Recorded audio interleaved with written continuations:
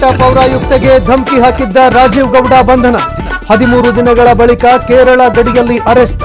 ಕೋರ್ಟ್ಗೆ ಹಾಜರುಪಡಿಸಿ ಕಸ್ಟಡಿಗೆ ಪಡೆಯಲು ಪೊಲೀಸರು ಸಜ್ಜು. ಚೋರ್ಲಾ ಘಾಟ್ನಲ್ಲಿ 400 ಕೋಟಿ ದರೋಡೆ ಪ್ರಕರಣ. 4 ದಿನವಾದರೂ ಪೊಲೀಸರಿಗೆ ಸಿಗದ ಸ್ಪಷ್ಟನೆ. ಕರ್ನಾಟಕ ಪೊಲೀಸರಿಗೆ ಸಹಕಾರ ಕೊಡದ ಮಹಾರಾಷ್ಟ್ರ ಎಸ್ಐಟಿ. ನರೇಗಾ ಯೋಜನೆ ಹೆಸರು ಬದಲಾವಣೆ ಕಿಡಿ. ಇಂದು ಕಾಂಗ್ರೆಸ್ನಿಂದ ರಾಜಭವನ ಚಲೋ. ಫ್ರೀಡಂ ಪಾರ್ಕ್ ಪ್ರತಿಭಟನೆಯಲ್ಲಿ ವೇಣುಗೋಪಾಲ್ ಸುರ್ಜೇವಾಲಾ ಸೇರಿ ಹಲವರು ಭಾಗಿ.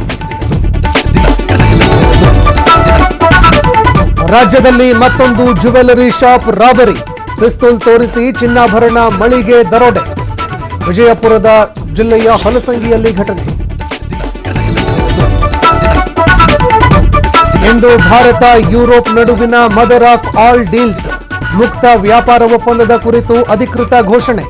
ಖ್ಯಾತೆ ತೆಗೆದಿದ್ದ ಟ್ರಂಪ್ಗೆ ಮೋದಿ ಶಾಕ್.